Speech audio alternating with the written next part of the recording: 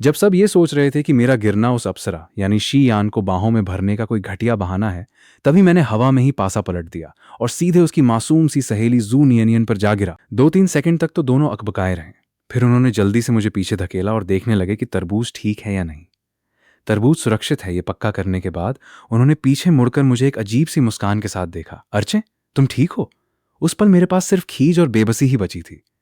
मेरा होना तुम्हारे इस टूटे फूटे तरबूज से भी कम अहमियत रखता है? बदकिस्मती, अर्चे ने तो तरबूज मेरे हवाले भी नहीं किया। मुझसे तो बहुत बड़ी भूल हो गई।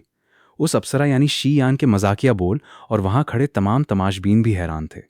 न जाने कौन सा सिरफिरा अपनी जान की परवाह किए बिना भीड़ में से चिल्ला उठा, ये किस तरह के रिफ्लेक्स हैं? मैंने अपनी मुस्कान को दबाते हुए उसे ऊपर से नीचे तक घूरा और फिर अचानक अपना हाथ बढ़ाकर उसके कोमल गाल को छू लिया। तुम्हारी ये काया वाकई बड़ी वफादार है। बात पूरी होते ही मैंने उसके हाथ से तरबूज छीना और बिना पीछे मुड़े सीधे रेस्तरां से बाहर निकल आया।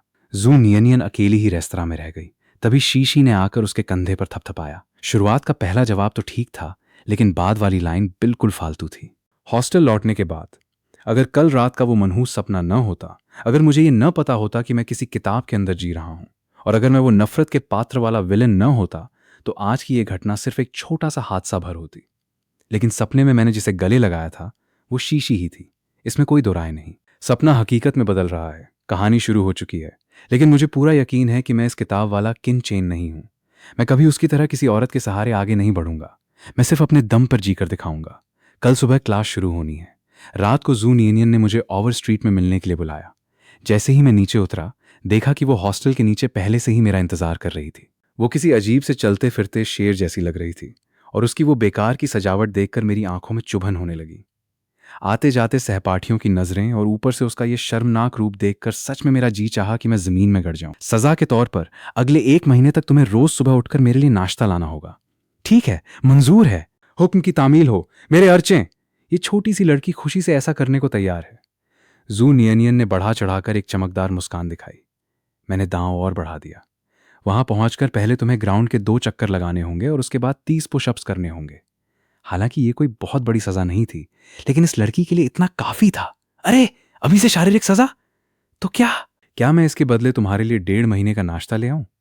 जू नियनियन ने मोल भाव करना शुरू कर दिया और दयनीय नजरों से मेरी तरफ देखने लगी। मैं मानता हूं कि वो बहुत प्यारी लग रही थी, लेकिन उसकी पीठ पर टंगे हुए अनगिनत स्नैक्स के साथ ये अंदाज देखकर सच में मेरा देखने का मन नहीं कर रहा था। क्या तुम मुझे सिखाओगी कि क्या करना है? जू नियनियन तुरंत डर गई। उसकी गर्दन अंदर सिकुड़ गई। उसने तुरंत अपने सारे स्नैक्स हॉस्टल के वार्डन को सौंप दिए और सीधे खड़े होकर बोली, मैं समझ गई। अर्चे, मैं आज ही अपना टास्क पूरा कर लूंगी। हम दोनों ने ओवर स्ट्रीट पर जाकर जमकर खाने पीने की चीजें खरीदी और फिर बड़े सुकून से स्कूल लौट आए। मैंने जल्दी से नहाया और बड़े आराम से बिस्तर पर लेट गया। कल रात के उस अजीब सपने को बार बार याद करते हुए मैंने किताब के प्लॉट को खंगालना शुरू किया। सबसे पहले हीरोइन से टक्कर होना, दूसरा लाइब्रेरी में अचानक मुलाकात, तीसरा खेल के मैदान में आमना सामना, और इसके अलावा वो तंग करने वाली हरकतें भी जिन्हें पीछा करना माना जा सकता है। माहौल काफी उलझा हुआ था। उस मुख्य नायिका से मेरे मिलने के मौके भी जरूरत से ज्यादा थे। कुल मिलाकर एक ही बात थी, ये सारी मुलाकातें पहले से ही सोची समझी और सुनियोजित थीं। ये बात समझ में आते ही मुझे बड़ी राहत मिली। अगर मैं उस किताब के असिस्टेंट की तरह नायिका के शेड्यूल का पूरा कच्चा चिट्ठा अपने पास रखूं और जानबूझकर कोई योजना न बनाऊं, तो अलग अलग क्लास की उस नायिका से मेरा कोई लेना देना ही नहीं रहेगा। टकराने के मौके भी बहुत कम हो जाएंगे। यही सोचते सोचते मुझे एक सुकून महसूस हुआ और मैं गहरी नींद में सो गया। अगली सुबह और दोपहर का आधा वक्त बहुत जल्दी बीत गया। दोपहर का पहला पीरियड स्पोर्ट्स का था। क्लास शुरू होने से पहले सब लोग पेड़ों की छांव में झुंड बनाकर शाम को होने वाले क्लास मॉनिटर के चुनाव पर चर्चा कर रहे थे। मैं यू पैंग के साथ बातें कर रहा था, तभी अचानक मेरे कंधे पर किसी ने थपथपाया। मैंने मुड़कर देखा तो जू नियनियन अपने छोटे छोटे नूडल जैसे बालों के साथ मेरी तरफ चमकते हुए मुस्कुरा रही थी। अर्चे, क्या इत्तेफाक है, हम दोनों की क्लास का स्पोर्ट्स पीरियड एक ही समय पर है। ये मेरा बचपन का यार है, जू नियनियन। यू पैंग ने हंसते हुए उसका परिचय दिया। जू नियनियन मुझे एक तरफ खींच ले गई। अर्चे, आज हमारा स्पोर्ट्स पीरियड में दौड़ना है। क्या हम सुबह वाली शर्त के मुकाबले को आज ही पूरा कर लें? ठीक है, अपने पुश अप्स की संख्या बढ़ाकर 30 कर लो। ठीक है, मैं अभी अपनी टीम में वापस जाती हूँ। जब भी वक्त मिलेगा मैं पुश अप्स कर लूंगी। जू नियनियन के जाने के तुरंत बाद हो रुई नाम की एक लड़की मेरे पास आई। 4th क्लास वाली वो लड़की। क्या वो तुम्हारी गर्लफ्रेंड है? कैसी गर्लफ्रेंड? हमने अभी इसके बारे में सोचा भी नहीं है। हो रुई ने हल्की सी मुस्कान के साथ मेरी तरफ देखा और उसकी नजरों में छिपी भावनाएं साफ झलक रही थीं। गर्लफ्रेंड नहीं है? तब तो बात बहुत आसान है। मैं और यू पैंग खेल के सामान के पास खड़े बातें कर रहे थे। तभी दूर से किसी के चिल्लाने की आवाज आई। अरे यार संभलो! मुझे संभलने का मौका तक नहीं मिला और एक बास्केटबॉल सीधा मेरी तरफ उड़ता हुआ आ गया। जैसे ही मैंने बचाव करने की तैयारी की, एक लड़की अचानक बीच में कूद पड़ी और उसने मुझे बचाने के लिए खुद को आगे कर दिया। वो लड़की खुद को संभाल नहीं पाई और सीधे मेरे ऊपर आ गिरी, जिससे मैं जमीन पर गिर पड़ा और मेरी हथेली भी थोड़ी छिल गई। शियान ने जब मेरी हथेली पर खून और छिला हुआ हिस्सा देखा तो उसकी ठंडी आंखों में थोड़ी सी चिंता झलक उठी। बदकिस्मती के घर में भी बदकिस्मती आ गई। खेल का मैदान कैंपस की कहानियों का सबसे खतरनाक इलाका होता है। मैं ये कैसे भूल गया? मैं भी कितना बड़ा बेवकूफ हूं। सहपाठी, क्या तुम ठीक हो? मैंने अभी बास्केटबॉल को आते देखा तो बिना सोचे सिर्फ ये चाहा कि तुम्हें चोट न लगे। फिर भी आखिर में तुम्हें चोट लग ही गई। मैं तुम्हें मेडिकल रूम ले चलती हूं। यू पैंग उस लड़की पर भड़क उठा। तुम्हें अपनी औकात का अंदाजा नहीं है क्या? अगर तुम बीच में नहीं आती तो अर्चे खुद ही उस गेंद को रोक लेते। तुम्हारी वजह से गेंद भी आई और तुम खुद भी अर्चे के ऊपर आ गिरी। शुक्र है उनके सिर पर चोट नहीं लगी, वरना बहुत बड़ा हादसा हो जाता। आसपास लोगों की भीड़ जमा हो चुकी थी।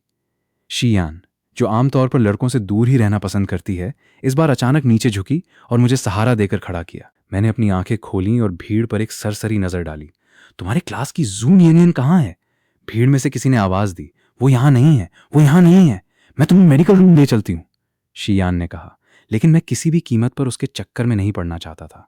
मैंने खुद उठने की कोशिश की, लेकिन यू पैंग ने मुझे जबरदस्ती पकड़ लिया। ज्यादा हीरो बनने की कोशिश मत करो। हमारा स्कूल इतना बड़ा है कि अकेले लंगड़ाते हुए जाओगे तो शाम हो जाएगी। चूंकि स्कूल की ये मशहूर सुंदरी खुद तुम्हें ले जाना चाहती है, तो नखरे मत दिखाओ। मैंने एक लंबी सांस छोड़ी, आंखें घुमाई और तुरंत एक तरकीब सोची। मैंने बाहर की तरफ खड़े थोड़े मोटे, ताजे और साधारण कद काठी वाले एक छात्र की तरफ इशारा किया। क्या आप मेरी मदद करके मेडिकल रूम तक चल सकते हैं, छात्र? शू चीची वहीं सन्न रह गई। उसका चेहरा शर्म से लाल हो गया। सबकी नजरों के सामने वो समझ नहीं पा रही थी कि क्या करे। ये कैंपस बहुत बड़ा है, मुझे मेडिकल रूम का रास्ता नहीं मिल रहा है, इसलिए क्या तुम मेरी मदद कर सकती हो? शियान ने जब मेरी बात सुनी तो उसकी सुंदर भौहें सिकुड़ गईं। किन चेन, ये सब क्या है? जब मैं तुम्हारे पास हूं तो तुम मुझे रास्ता दिखाने क्यों नहीं दे रही हो? बल्कि तुम किसी ऐसे बाहरी इंसान को ढूंढ रही हो जिसे तुम जानती तक नहीं हो। भीड़ में जलने वालों की ईर्ष्या भरी नजरों के बीच शू चीची सबसे आगे आई और उसने मुझे मेडिकल रूम की तरफ रास्ता दिखाना शुरू किया। हो रुई और कुछ अन्य लोग भी हमारे पीछे पीछे चल पड़े। यू पैंग और उसके दोस्तों ने भी साथ आना चाहा, लेकिन मैंने उन्हें मना कर दिया। आखिरकार हम मेडिकल रूम पहुंच गए। शू चीची ने बहुत सावधानी से मुझे बेड पर लिटाया और प्यार से मेरी आस्तीन और पैंट ऊपर करने में मदद की। डॉक्टर आंटी ने मुझे देखते ही चेक करना शुरू किया और पूछा, ओह बेचारे, इतनी बुरी तरह कैसे गिर गए? उन्हें बास्केटबॉल लग गई थी। हो रुई ने तुरंत सफाई दी। डॉक्टर आंटी ने सिर हिलाया और आगे पूछा, घुटने और हथेली के अलावा क्या शरीर में और कहीं दर्द है? हम सब कुछ देर चुप रहे। मेरा सारा ध्यान हथेली के दर्द पर था, इसलिए मुझे खुद नहीं पता था कि और कहां कहां चोट लगी है। इसके बाद डॉक्टर ने हमें देखकर कहा, चलो मैं तुम्हारी पूरी जांच कर लेती हूं, बाकी छात्र कृपया बाहर जाएं। थोड़ी देर बाद डॉक्टर ने जांच पूरी की और मरहम पट्टी शुरू की। जब दवा में डूबा हुआ कॉटन बॉल छिले हुए हिस्से पर पड़ा तो दर्द से मेरी चीख निकलती निकलती बची। मैं अपनी जिद पर चुप रहा और दर्द की वजह से सिर्फ एक हल्की सी आह ही निकल पाई। मेरी जिद्दी अदा को देखकर वहां खड़ी लड़कियों का दिल पिघल गया। शू चीची ने बहुत नरमी से मुझे ढांढस बंधाया। किन चेन, अगर दर्द हो रहा है तो चिल्ला क्यों नहीं देते? जबरदस्ती खुद को मत रोको। डॉक्टर ने आखिरकार मेरे घुटने की खरोंच और नीले पड़े निशानों पर दवा लगा दी। दोनों हथेलियों पर चोट बहुत गहरी थी, इसलिए उन्हें मोटे बैंडेज से ऐसे लपेट दिया गया जैसे दो बड़े बड़े सफेद रसगुल्ले हों। डॉक्टर ने मेरी पीठ पर दवा लगाते हुए पूछा, तुम तीनों को क्या लगता है, क्या तुम लोगों को अब बाहर जाना चाहिए? डॉक्टर की ये बात सुनते ही तीनों लड़कियों के चेहरे शर्म से लाल हो गए और वे चुपचाप बाहर चली गईं। थोड़ी ही देर में डॉक्टर ने उन्हें वापस बुलाया और बड़े गंभीर लहजे में समझाया, आगे से खेल कूद करते समय थोड़ा ध्यान रखा करो। सिर्फ खेल की मस्ती के चक्कर में अपने सहपाठियों की भलाई और सुरक्षा को ताक पर नहीं रखना चाहिए। जरा देखो इस बच्चे को चोट कैसे लगी है, अब ये इन दिनों कैसे खाना खाएगा, कैसे लिखेगा? बेटा, मैंने तुम्हें दवा दे दी है, घुटने और पीठ पर रोज समय से स्प्रे कर लेना भूलना मत। सारी हिदायतें देने के बाद डॉक्टर ने हमें जाने की इजाजत दी। बाहर निकलते ही हो रूही ने जबरदस्ती कहा, शूची तुम थक गई होगी, किन चेन को संभालने में मेरी मदद करो। ये कहते ही उसने हाथ बढ़ाना चाहा, लेकिन शू चीची भोलापन दिखाते हुए और उसे महज औपचारिकता समझकर अपना हाथ पीछे खींचते हुए बोली, नहीं, मैं थकी नहीं हूं, सब ठीक है। एक तरफ खड़े कियान यान ने बड़ी बारीक नजर से आज के मेरे अजीब व्यवहार को परखा, लेकिन उसे पक्का यकीन नहीं हुआ कि यह उसका वहम है या सच। इसलिए उसने बीच में दखल नहीं दिया और उन दोनों को आपस में बहस करने दिया। तभी जू नियनियन आंधी तूफान की तरह भागती हुई आई। मेरी इस दयनीय हालत को देखकर उसका दिल टूट गया। जब उसने पास खड़ी शी यान और हो रुई को देखा तो वो गुस्से से फुंकार उठी और बहुत प्यार से मुझसे बोली, अर्चे, मैं तुम्हें क्लास तक पहुंचा देती हूं। जू नियनियन की बात पूरी भी नहीं हुई थी कि वो मेरे बिस्तर के पास आकर मुझे सहारा देने के लिए हाथ बढ़ाने लगी। शुक्रिया तुम्हारी साथी, मैं चाहूंगा कि यही लड़की मुझे सहारा दे, इससे थोड़ा आसान रहेगा, मैंने कृत्रिम और हल्की सी मुस्कान के साथ कहा। क्लास में वापस आकर मैं अपनी सीट पर बैठ गया। थोड़ी ही देर में हो रुई अपना चेहरा लाल किए हुए मेरे पास आई और उसने गर्म पानी से भरा एक कप धड़ से मेरी मेज पर रख दिया। इस बार उसका चेहरा पूरी तरह टमाटर की तरह लाल था। उसने एक शब्द भी नहीं कहा और डर कर अपनी सीट पर वापस भाग गई। मैं उस गर्म पानी के कप को देखकर सन्न रह गया। ये सच है कि वो नेक दिल है और मुझे भी थोड़ी प्यास लगी थी, लेकिन मेरी इस हालत में टॉयलेट जाना भी किसी मुसीबत से कम नहीं है। ऐसे में क्या मुझे और ज्यादा गर्म पानी पीना चाहिए? अभी जून यूनियन का मैसेज आया, तुम खुद खाना खा पाओगे या कैंटीन चलोगे, या मैं तुम्हारे लिए पैक करके ले आऊं? मैं किसी भी कीमत पर कैंटीन की भीड़ में घिरना नहीं चाहता था, इसलिए मैंने तुरंत जवाब दिया, तुम मेरे लिए खाना पैक करके ले आओ, मैं कैंपस स्क्वायर पर तुम्हारा इंतजार करूंगा। मैं बाकी लोगों के जाने का इंतजार करने लगा, फिर अपने लंगड़ाते पैरों से किसी तरह कैंटीन के पास पहुंचा और धीरे धीरे चलते हुए कैंपस स्क्वायर तक गया। ठीक उसी वक्त जून यूनियन भी वहां पहुंच गई। उसके हाथ में 2 टिफिन डिब्बे थे। हम दोनों ने एक पत्थर की मेज पर बैठकर खाना शुरू किया। खाना खाते हुए जून यूनियन बोली, इन दिनों अगर कोई काम हो तो मुझे या यांग जियाजिया को बता देना। तुम्हारी क्लास की यांग जियाजिया मेरी पक्की सहेली है। मैंने खाना खाते हुए बड़े शांत लहजे में कहा, ऐसी कोई खास बात नहीं है, घुटना 2 दिन में ठीक हो जाएगा। तभी जून यूनियन बोली, ओह हाँ, मेरी माँ ने पूछा था कि एक्सचेंज स्टूडेंट के रूप में तुम्हारा हाल चाल कैसा है, स्कूल में सब ठीक चल रहा है या नहीं? तुम्हारे घायल होने की बात मैंने अभी उन्हें नहीं बताई है, लेकिन मैंने सुना है कि हाल ही में एक क्लाइंट का ताल्लुक बिल्कुल हमारे इसी स्कूल से है। उन्होंने पूछा है कि क्या तुम अभी भी फ्रीलांस काम लेते हो? ये कहते हुए जून यूनियन ने मेरी उन दोनों रसगुल्ला बनी हथेलियों की तरफ देखा और तंज कसा। मुझे तो लगता है कि तुम्हें आराम करना चाहिए, अब वैसे भी तुम्हें पैसों की कोई ऐसी तंगी नहीं है। मैंने एक पल सोचकर सहजता से पूछा, क्या वो हमारे ही स्कूल का है? मुझे तो ऐसा कोई खास याद नहीं आ रहा। हाँ भाई, है तो हमारे ही स्कूल का। उसने पहले भी संपर्क किया था, लेकिन तब हम दोनों उत्तर शहर बेइजिंग में थे और फासला बहुत ज्यादा था, इसलिए बात नहीं बन पाई। अब जब उसने सुना कि तुम एक्सचेंज स्टूडेंट बनकर वापस आए हो, तो उसने मेरी माँ के जरिए दोबारा बात आगे बढ़ाई है। मैं चुप रहा और बस अपना हाथ आगे बढ़ाया। नियनियन, उस क्लाइंट की फाइल मुझे भेजो। जू नियनियन ने एक तरफ फाइल भेजते हुए कहा, काम तो है, लेकिन मेरी माँ भी यही सलाह दे रही है कि तुम्हें अभी कुछ दिन आराम करना चाहिए। क्या तुम्हें अभी काम लेना जरूरी है?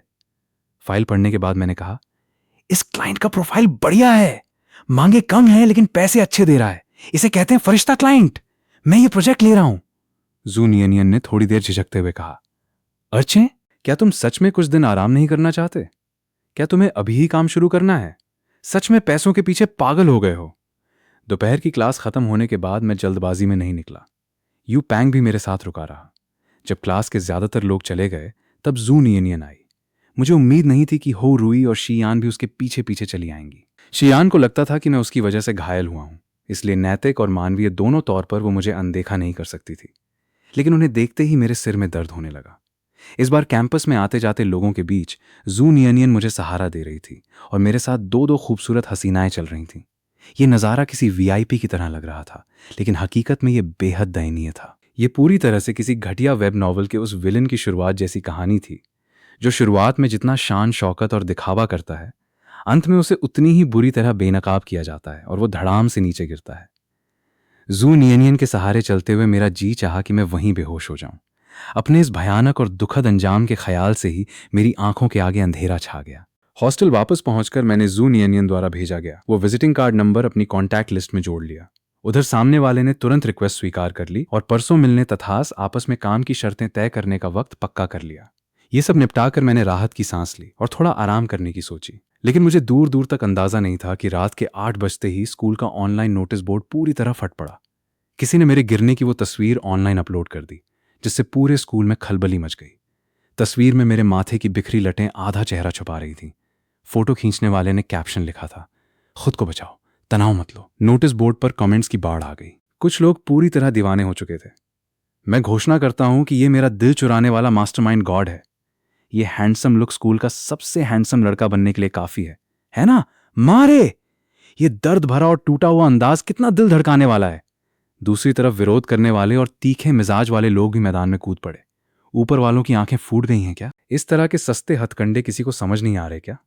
शक्ल सूरत से तो आम सा ही है। हमारे यंग मास्टर डू से तुलना की जाए तो ये उनके सामने कुछ भी नहीं है। मजे लेने वाले और तमाशबीन भी पीछे नहीं रहे। ऊपर वाले के कमेंट्स से ईर्ष्या की बू दूर तक आ रही है। नया नया आया ये छात्र लगता है बहुत साधारण परिवार से है। हमारे यंग मास्टर डू के माता पिता तो उत्तर शहर बेइजिंग के टॉप अमीर लोगों में गिने जाते हैं और ऊपर से वो शी यान के बचपन के यार भी हैं। हमारा ये एक्सचेंज स्टूडेंट हमारे यंग मास्टर डू से किस बिना पर मुकाबला करेगा? अगले दिन क्लास के बाद सब लोग आपस में गपशप कर रहे थे। तभी अचानक क्लासरूम के बाहर भारी हंगामा हुआ। कुछ लड़कों के साथ एक छात्र जबरदस्ती अंदर घुस आया। किन चेन कौन है? मैं उस समय लॉलीपॉप मुंह में दबाए बड़े मजे से अपना मोबाइल चला रहा था। अचानक इस रुकावट से चिढ़कर मैंने अपनी भौहें सिकोड़ी और खड़े होकर पूछा, तुम कौन हो? मुझसे क्या काम है? चेन शो ने मुझे ऊपर से नीचे तक कई बार घूरा। वही हो किन चेन? शक्ल सूरत से तो कुछ हैंडसम लगते हो, लेकिन तुम फिर भी मेरे मुकाबले में नहीं ठहरते। वो सीधे चलकर मेरे पास आया, कोने में एक मुस्कान बिखेरी और बोला, मेरा नाम चेन शो है। तुम ही वो नए ट्रांसफर स्टूडेंट हो ना? बात यह है कि मैंने तुम्हारे इस खानदान या बैकग्राउंड के बारे में इस सर्कल में कभी कुछ नहीं सुना। ये सुनते ही मैंने अपनी एक भौं ऊपर उठाई। दिलचस्प है। लगता है ये मेरी जड़ें टटोलने आया है कि मेरे पीछे कोई मजबूत हाथ है या नहीं। मेरी याददाश्त के मुताबिक ये बंदा आगे चलकर कहानी का एक बड़ा बॉस बनने वाला था और उत्तर शहर में इसकी भी अच्छी खासी हस्ती थी, लेकिन ये हमेशा डू यूमिंग से मात खा जाता था। यांग जियाजिया, हो रुई और शी यान के साथ बातें कर रही थीं। जैसे ही उन्होंने ये बात सुनी, उनका गुस्सा 7वें आसमान पर पहुंच गया और वे दौड़कर तुरंत क्लास में वापस आ गईं। जू नियनियन भी खबर सुनते ही भागी भागी आई और मेरे करीब आकर खड़ी हो गई। मैंने बिल्कुल शांत और लापरवाह अंदाज में जवाब दिया, ओह, मेरा परिवार वाकई अमीर नहीं है। मेरे पास सिर्फ लॉलीपॉप खरीदने भर के पैसे हैं। और हाँ, तुमने बिल्कुल सही कहा, मेरा परिवार कोई टॉप का रईस घराना नहीं है। मेरी बात सुनकर उसके चेहरे पर हैरानी के भाव साफ झलक उठे। कमीने, ये इंसान इतना चालाक कैसे हो सकता है कि इतने गर्व से कह रहा है कि उसके पास पैसे नहीं है? अब मैं अपनी बात आगे कैसे बढ़ाऊं? उसने अपनी हैरानी को छुपाने के लिए हल्का सा खांसा और अपनी बात जारी रखी। मैंने सुना है कि तुम डू यूमिंग से स्कूल के सबसे हैंडसम होने का ताज छीनना चाहते हो। नहीं, मैंने ऐसा कभी नहीं सोचा। मैं इस काबिल नहीं हूं। तुमने मेरी लाइन क्यों चुरा ली? इस काबिल नहीं हूं, ये बात तो मुझे कहनी चाहिए थी ना। तुम लोग नियमों के हिसाब से क्यों नहीं चलते? बड़े परेशान करने वाले हो। तुम जैसे लोगों में जरा सी भी समझ नहीं होती क्या? मुख्य किरदारों को तो मुख्य किरदारों की तरह ही बर्ताव करना चाहिए। चेन शो को वो जवाब नहीं मिला जिसकी उसे उम्मीद थी, इसलिए वो बिना माने मुझे परेशान करने लगा। क्या तुम जानते हो कि उत्तर शहर में डू यूमिंग और शी यान का रुतबा क्या है? वे दोनों बचपन से एक दूसरे के यार हैं। दोनों का घराना एक जैसा है। दोनों के बीच मेल जोल है और वे भगवान की बनाई हुई परफेक्ट जोड़ी हैं। उसकी बात पूरी होने से पहले ही मैंने बीच में टोक दिया। अरे क्या इत्तेफाक है। मैं खुद भी इन दोनों की जोड़ी का बहुत बड़ा फैन हूं। अभी अभी क्लास में पहुंची शियान ने जब ये बात सुनी तो उसकी भौहें हल्की सी सिकुड़ गईं और उसने एक लंबी आह भरी। उसके दिल का हाल कौन समझे? वो तो मन ही मन सोच रही होगी, मेरा और डू यूमिंग का तो दूर दूर तक कोई रिश्ता नहीं है, फिर अर्चे ऐसा क्यों सोच रहे हैं? चेन शो मेरी बात सुनकर बस हक्का बक्का रह गया और काली पड़ी शक्ल से मेरी तरफ देखने लगा। चेन शो के पीछे खड़े शूज एके को लगा कि चेन शो थोड़ा पिछड़ रहा है, इसलिए वो थोड़ा घबरा गया।